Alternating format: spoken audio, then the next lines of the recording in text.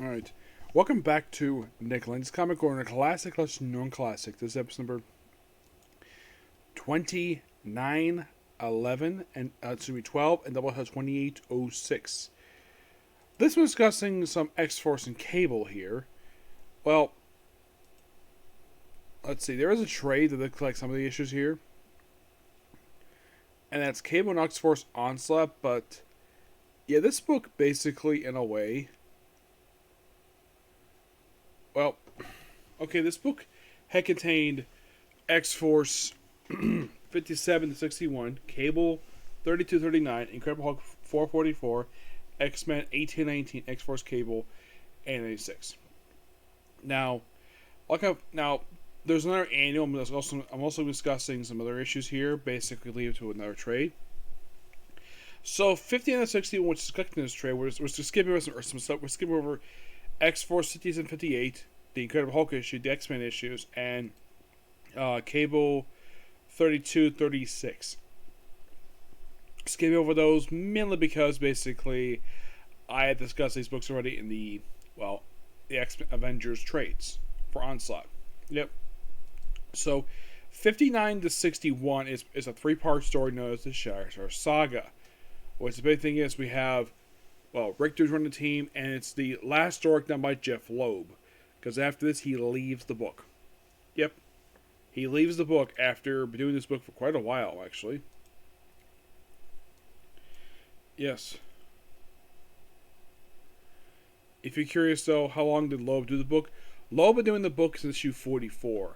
Yes. And then John Dukes took over issue 62, and John Francis Moore is the remaining writer for these issues. We'll discuss here, yes. The artwork for these issues are done by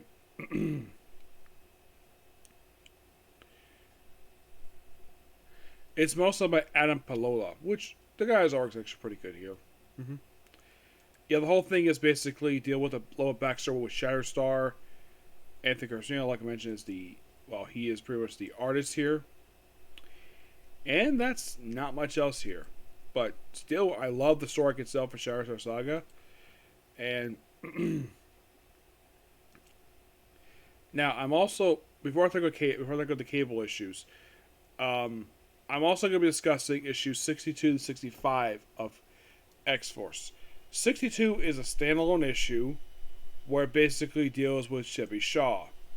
And we have a new character named Mind Meld, who is a one-shot character just deal with Chevy Shaw's plans against X-Force. And of course, those of you not familiar with Chevy Shaw, this guy at one point when he first showed up, he was confirmed to being Sebastian Shaw's son. That's why he's referred to as Chevy Shaw. Now, this book in particular, issue 6, this will be his last appearance ever in comics, because it was like, this is kind of weird. After this issue, apparently he died off panel because he came against a zombie in Narosha. Yes. Of course, we're fully thanks to Krakoa stuff, and then they retcon, Sebastian's not his father. It's actually Harry Leland. And the reason? Because they both dated the same woman, and it's like, so he just passed everybody off to Harry because why not? But Cable is actually not in this issue. Yeah, I think one thing I can tell about these issues, it's like they're trying to experiment getting Cable out of the title because he's basically popular in his own book, so that's the reason for it. 63, mind you, is basically Cable is back in the book, or it teases like, the Secrets of Doom. And it just basically, they go a lot better in this issue, definitely. But despite having Doctor Doom's mass tease in the book, he does not appear in the book at all. Nope, he is complete absent. Basically, it's like Doom is away doing some maybe Fantastic Four, and you have X-Force and Information Country for this issue. Yes. Oh, and John Francis Moore, he would pretty much be the primary writer of this book from issue 63 up until issue 100, skipping only one issue, 77. But yeah, he was the primary writer of this book. Mm-hmm. And then we have issue 64. It's X versus Wolfgang von Strucker. of Hydra. Yep. And 65, basically the whole big thing was that she was them taking on Blob and Mimic, but the real, basically the character Riskook, who appeared when Jeff Loeb wrote the book, issue 51. Yeah, this is basically the issue where they reveal her real name. Now, why am I stopping 65 for X-Force? Well, because 66 is collected in a Epic collection. But what about Cable?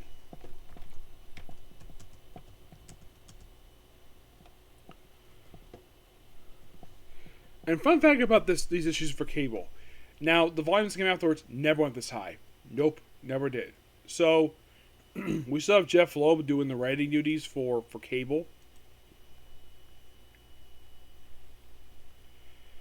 And if you're really curious, like, he's taking the writers of Cable.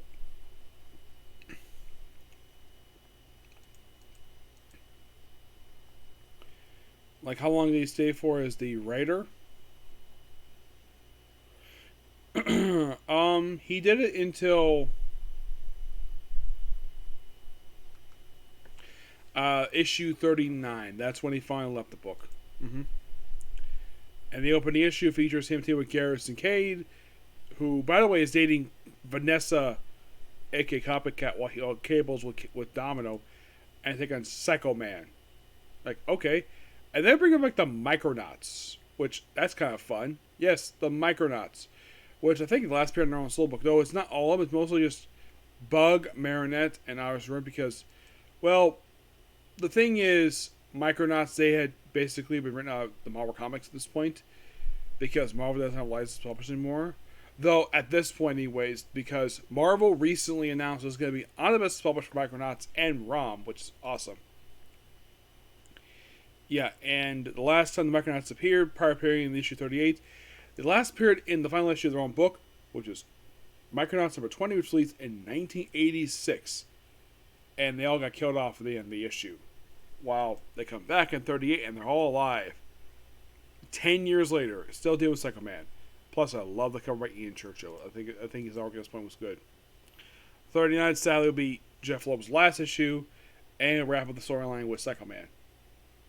40, we have a brand new writer, Todd DeZanko. And you're thinking, okay, how long did Todd DeZanko basically do the art for Cable? Or should be ready to use for Cable. He would do Cable into issue 43.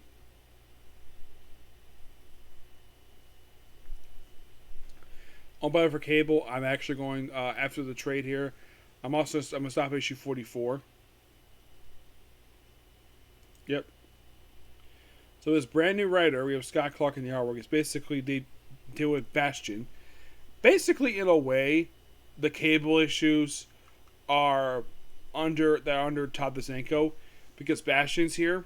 Basically, the best way to describe these issues, it lays the groundwork for Operations Zero Tolerance. That's basically what he's doing here.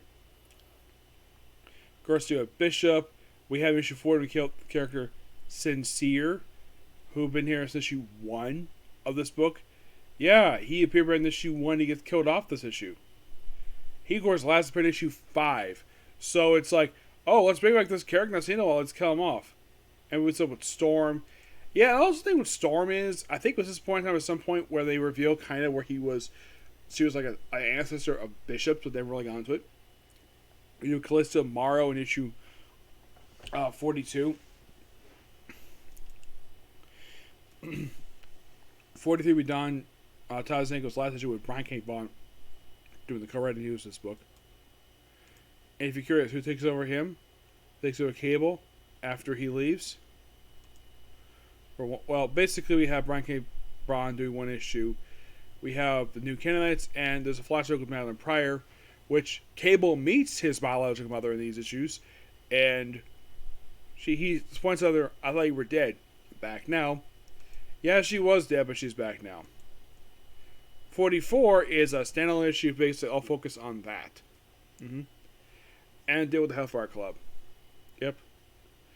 And this issue is done by James Robinson.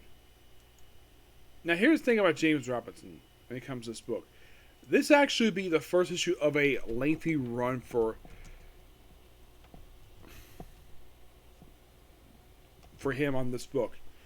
A run that lasts for quite a while. Mm-hmm. If you're curious how long, well, he would come back. He would leave the book with issue 50. Yeah, so very short one, but there's also taking a long. I'll discuss later. Mm-hmm. Oh, they put the helper on. Okay, so yeah, so this is the start of his run, and this is basically the whole thing with him meeting his mom. Yeah, but great issues for Cable. Love them. Yeah, I'm gonna give the X-Force Cable issues roughly a 9 out of 10. Really good issues. Nothing bad here per se. It's sad Jeb Love had to lead the book, especially since his run was really good. And I'm really interested basically discussing James Robinson's very brief run of the book. Yep. Of course, I do have a trade coming for his run. Yes.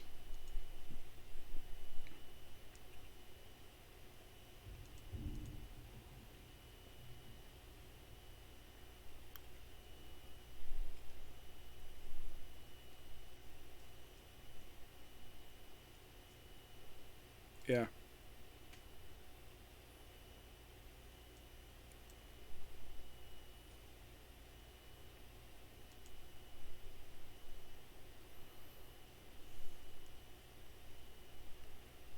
All he would do, basically, he would leave issue 51. So it's a very short period of time for him, but